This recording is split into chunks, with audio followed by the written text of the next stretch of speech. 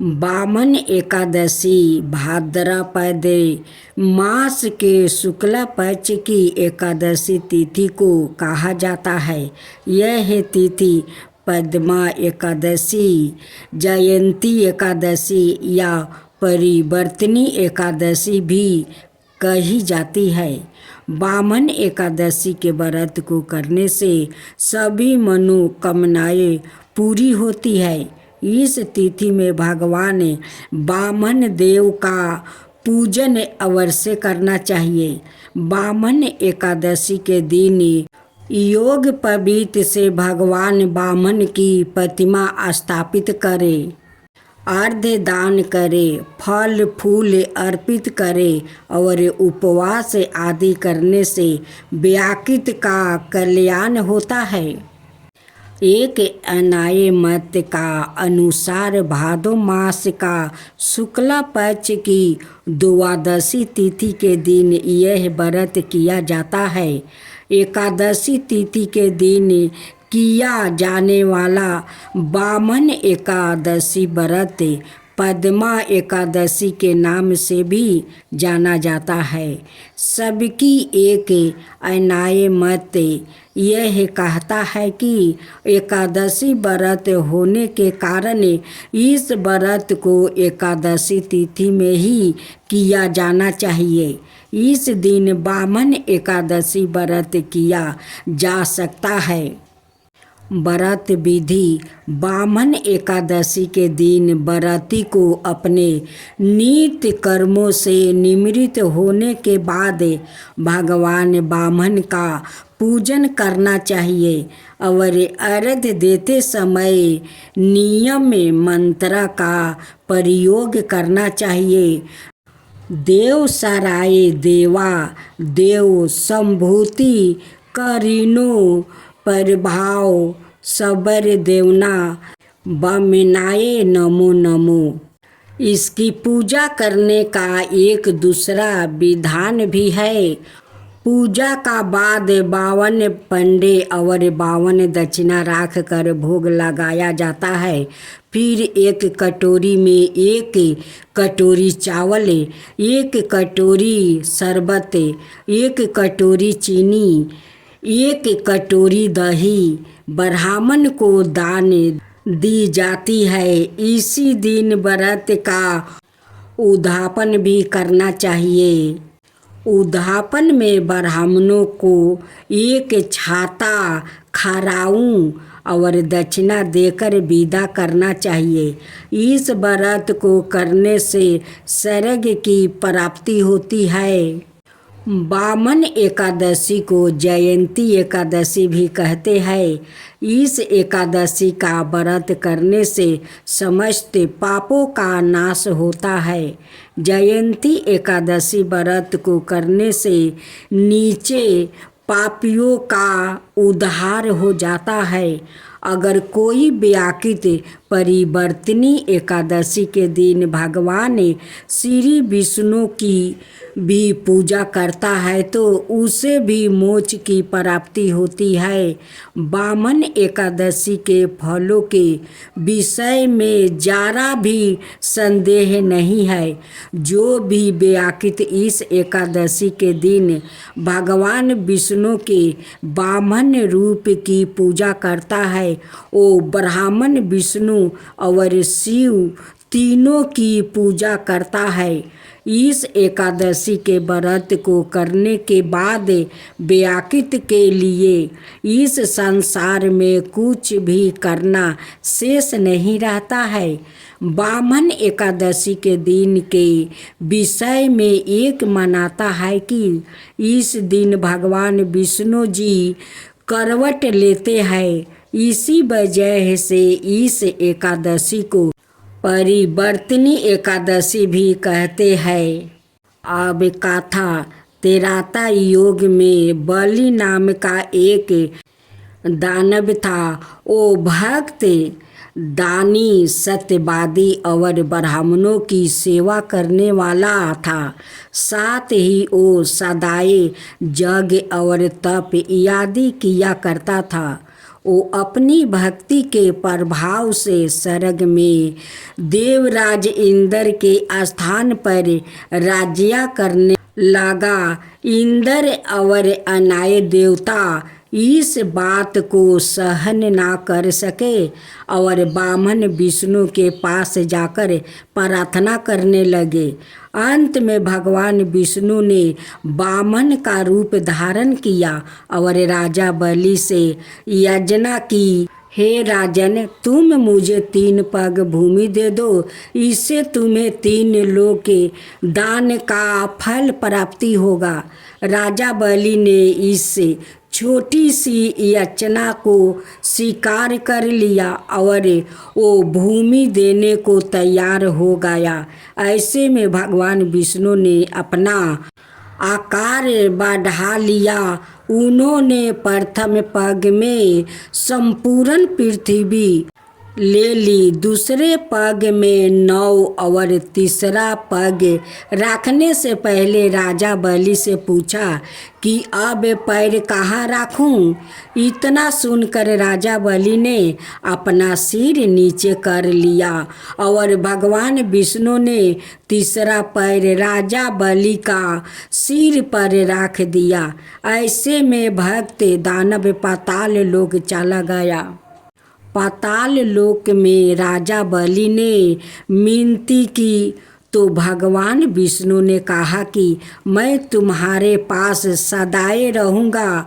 भादो मास की शुक्ला पक्ष की परिवर्तनी नाम की एकादशी के दिन मैं एक रूप से राजा बलि के पास रहूँगा और एक रूप से क्षीर सागर में शेष नाग पर शयन करता रहूँगा। इस एकादशी के दिन भगवान विष्णु सोते हुए करवट बदलते हैं। इस दिन त्रिलोक का नाथ विष्णु भगवान की पूजा की जाती है। वामन एकादशी दिन चावल और दही सहित चांदी का दान करने का विशेष विधि विधान है।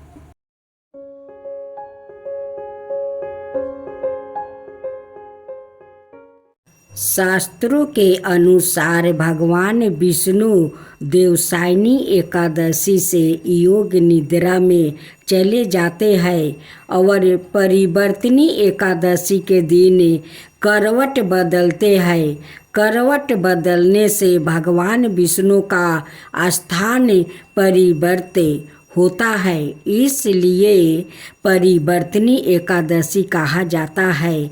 परिवर्तनी एकादशी व्रत पूजा विधि: सुबह जल्दी उठकर स्नान आदि से निवृत्त हो जाए, घर के मंदिर में दीप प्रज्वलित करे, भगवान विष्णु का गंगा जल से अभिषेक करे, भगवान विष्णु को पुष्प और तुलसी दल अर्पित करे, अगर संभव हो तो इस दिन व्रत भी रखे, भगवान की आरती करे, भगवान को भोग लगाए। इस बात का विशेष ध्यान रखे कि भगवान को सिर्फ सात्विक चीज़ों का भोग लगाया जाता है। भगवान विष्णु का भोग में तुलसी को जरूर शामिल करें। ऐसा माना जाता है कि बिना तुलसी का भगवान विष्णु भोग ग्रहण नहीं करते हैं। इस पावन दिन भगवान विष्णु के साथ ही माता लक्ष्मी की पूजा भी करें। इस दिन भगवान का अधिक से अधिक ध्यान करें। एक समय महर्षि श्री देव व्यास जी से हस्तिनापुर पधारे। उनका आगमन सुन महाराज धृतराष्ट्र उनको आदर सहित राजमहल में ले गया। स्वर्ण सिंहासन पर विराजमान कर चरणों तक ले उनका पूजन किया। श्री व्यास जी से माता कुंती और गांधारी ने हाथ जोड़कर प्रश्न किया, हे महामुनि, आप त्रिकालदर्शी है अतः आप से हमारी प्रार्थना है कि आप हमको कोई ऐसा सरल व्रत और पूजन बताइए जिससे हमारा राज, लक्ष्मी, सुख, संपत्ति, पुत्र पुत्रादि परिवार सुखी रहे। इतना सुन श्री वेद व्यास जी कहने लगे, हम एक ऐसा व्रत का पूजन और वरण करता हूँ जिससे ज़्यादा लक्ष्मी जी का निवास होकर सुख समृद्धि की वृद्धि होती है। यह श्री महालक्ष्मी जी का व्रत है जिसे प्रति वर्ष आश्विन कृष्णा अष्टमी को विधिवत किया जाता है। हे महामुनि, इस व्रत की विधि हमें विस्तार पूर्वक बताने की कृपा करे। तब व्यास जी बोले, हे देवी, यह व्रत भाद्रपद शुक्ला अष्टमी से आरंभ किया जाता है। इस दिन स्नान करके 16 सूत के धागों का डोरा बनाए, उसमें 16 गांठ लगाए, हल्दी से पीला करे, प्रतिदिन 16 दूब 16 गेहूँ डोरे को चढ़ाए। आश्विन कृष्णा अष्टमी के दिन उपास राख कर मिट्टी के हाथी पर श्री महालक्ष्मी जी की प्रतिमा स्थापित करे, विधिवत पूर्वक पूजन करे। इस प्रकार श्रद्धा भक्ति सहित महालक्ष्मी जी का व्रत पूजन करने से आप लोगों की राज लक्ष्मी में सदा अभिवृद्धि होती रहेगी। इस प्रकार व्रत का विधान बताकर श्री वेद व्यास जी अपने आश्रम को प्रस्थान कर गया। इधर समय अनुसार भाद्रपद शुक्ला अष्टमी से गांधारी और कुंती अपने अपने महलों में नगर की स्त्रियों सहित व्रत का आरंभ करने लगी। इस प्रकार 15 दिन बीत गया। 16वें दिन आश्विन कृष्णा अष्टमी के दिन गांधारी ने नगर की सभी प्रतिष्ठित महिलाओं को पूजन के लिए अपने महल में बुलवा लिया। माता कुंती के यह कोई भी महिला पूजन के लिए नहीं आई।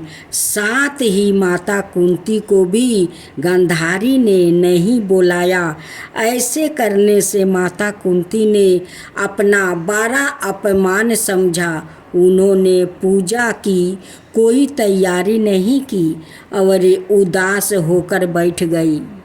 जब पांचों पांडवों युधिष्ठिर, अर्जुन, भीम, नकुल और सहदेव महल में आए तो कुंती को उदास देखकर पूछा, हे माता, आप इस प्रकार उदास क्यों है?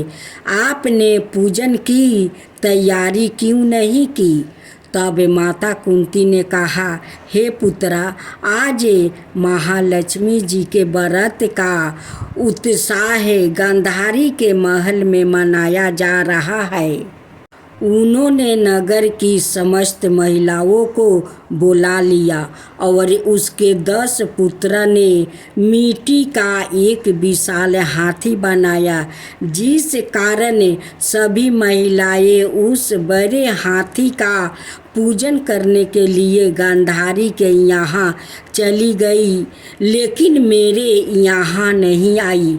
यह सुनकर अर्जुन ने कहा, हे माता, आप पूजन की तैयारी करें और नगर में बुलावा लगवा दे कि हमारे यहाँ सर्ग के ऐरावत हाथी की पूजन होगी। इधर माता कुंती ने नगर में ढिढोरा पिटवा दिया और पूजा की विशाल तैयारी होने लगी। उधर अर्जुन ने बाण के द्वारा सरग से ऐरावत हाथी को बुला लिया। इधर सारे नगर में शोर मच गया कि कुंती के महल में सरग से इंद्र का ऐरावत हाथी पृथ्वी पर उतर कर पूजा जाएगा। समाचार को सुनकर नगर के सभी नर नारी बालक और वृद्धों की भीड़ एकत्र होने लगी। उधर गांधारी के महल में हलचल मच गई। वहाँ एकत्र हुई सभी महिलाएं अपनी अपनी थालियों लेकर कुंती के महल की ओर जाने लगी। देखते ही देखते कुंती का सारा महल ठस ठस भर गया। माता कुंती ने ऐरावत को खड़ा करने हेतु अनेक रंगों का चौका पुरवा कर नवीन रेशमी वस्तु बिछा दिया। नगरवासी स्वागत की तैयारी में फूल माला अबीर गुलाल केसर हाथों में लिए पंचित वृद्ध खड़े थे। जब सरग से ऐरावत हाथी पृथ्वी पर उतरने लगा तो उसके आभूषणों की धावानी गूंजने लगी। ऐरावत के दर्शन होते ही जय जयकारा का नारा लगने लगा। सायंकाल का समय इंद्र का भेजा हुआ हाथी ऐरावत माता कुंती के भवन के चौखट में उतर आया। तब सब नार नारियों ने पुष्पा माला अबीर गुलाल केसर आदि सुगंधित पदार्थों चढ़ाकर उसका स्वागत किया। राज पुरोहित द्वारा ऐरावत पर महालक्ष्मी जी की मूर्ति स्थापित करके वेद मंत्रोच्चारण द्वारा पूजन किया गया। नगर वासियों ने भी महालक्ष्मी पूजन किया। फिर अनेक प्रकार के पकवान लेकर ऐरावत को खिलाया और यमुना का जल उसे पिलाया गया। राज पुरोहित द्वारा सुवासित वचन करके महिलाओं द्वारा महालक्ष्मी का पूजन करवाया गया। 16 गांठ वाला डोरा लक्ष्मी जी को चढ़ा कर अपने अपने हाथों में बांध लिया। ब्राह्मणों को भोजन करवाया गया। दक्षिणा के रूप में स्वर्ण आभूषण वस्तु आदि दिया गया। तत्पश्चात महिलाओं ने मिलकर मधुर संगीत लहरियों के साथ भजन कीर्तन करे संपूर्ण रात्रि महालक्ष्मी व्रत का जागरण किया। दूसरे दिन प्रात राजपुरोहित द्वारा वेद मंत्र चार्य के साथ जलाशय में महालक्ष्मी जी की मूर्ति का विसर्जन किया गया। फिर ऐरावत को विदा कर इंद्र लोक को भेज दिया।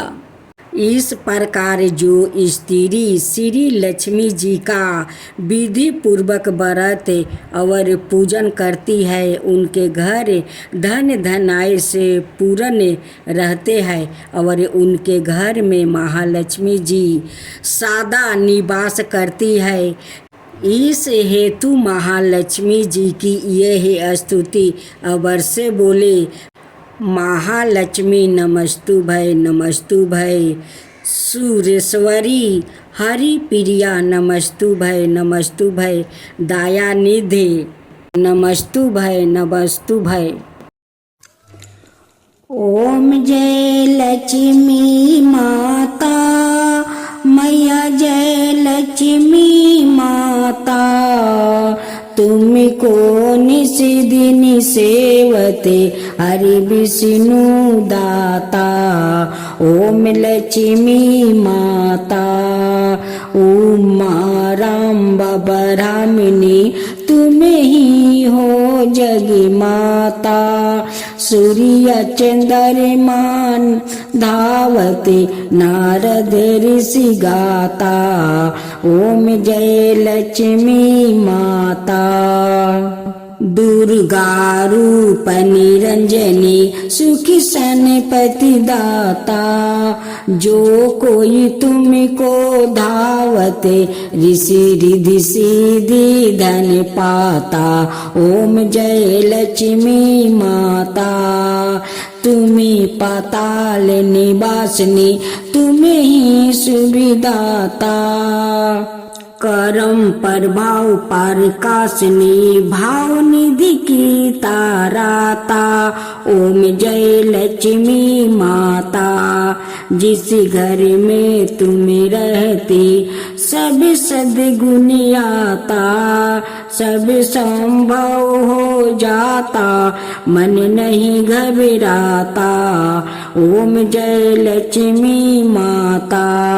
तुम बिना ज्ञान ना हो बेबस्तर ना कोई पाता, खाने पाने का भाव सब तुमसे ही आता, ओम जय लक्ष्मी माता।